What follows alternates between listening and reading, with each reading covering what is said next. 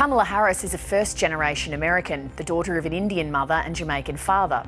As California's Attorney General, she gained a reputation as a tough law enforcer. This is a moment in time that is requiring us to fight. And was elected to the US Senate in 2016. In 2019, Senator Harris launched a run for the Democrats' presidential nomination, and she clashed with Joe Biden on issues such as race and healthcare. Under our plan, we will ensure that everyone has access to health care. Your plan, by contrast, leaves out almost 10 million Americans. But they've settled their differences to offer an alternative to Republican Donald Trump in the November election. Jonathan Swan is Axios' national political correspondent. His recent interview with President Trump went viral. Jonathan, what's the thinking in the Biden camp regarding this choice of running mate? They were animated primarily by a desire to minimize risk.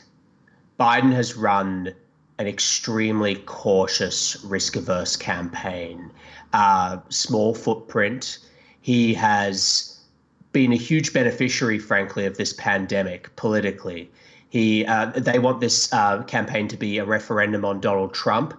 They don't want voters to be thinking about a choice between Joe Biden and Donald Trump. They want voters to be judging Donald Trump on his leadership during the worst public health crisis in a century. There's no historical data that shows these VP picks actually helped the candidate. They were worried.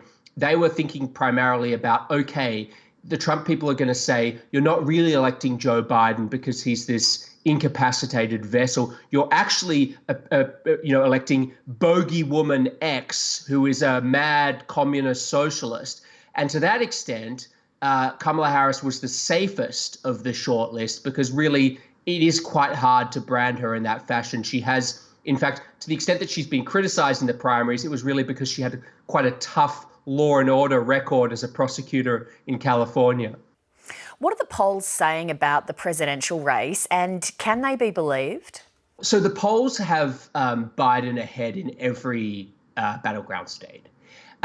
They have tightened nationally to some extent, and there are debates about whether that's true or whether it's meaningful. People are still waiting to see if this trend is real. But it does appear that Trump hit his low watermark in late June when Biden, consistently in national polls, was more than 10 points ahead. That does seem to have tightened by a few percentage points since then.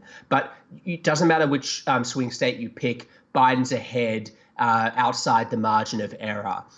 The question of whether they can be believed it's not really a question that I can answer in a coherent way.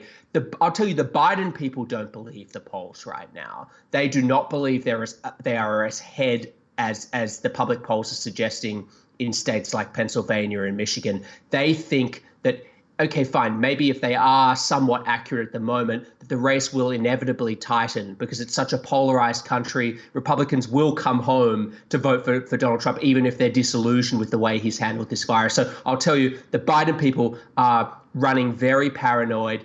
And it's quite different having a conversation with someone who works for Joe Biden at this point versus the conversations with people who are working for Hillary Clinton at this point in 2016. There was a cockiness and a hubris inside the Clinton campaign at this point.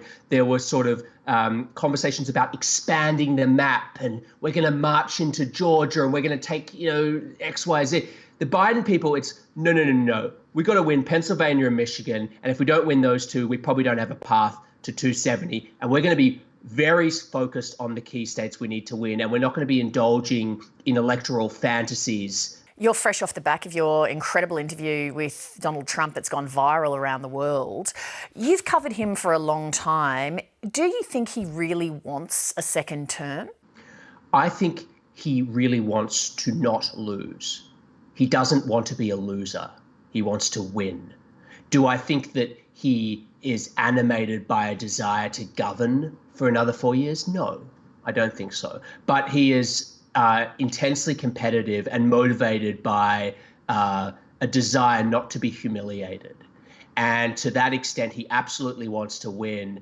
And anytime I read some feverish speculation, usually from the left, that he's going to drop out or he doesn't really want to win this, it doesn't square with any of my reporting, any of the conversations I've had with President Trump or any of the conversations I've had with his key advisors. He wants to win this, and he'll do whatever it takes to win this. Jonathan Swan, many thanks for your time. Thank you. Hi, I'm Lee Sales. Thanks for watching this story. If you'd like to watch more of 730's stories, they are on the left of your screen. And tap on the button below to subscribe and get the latest from ABC News.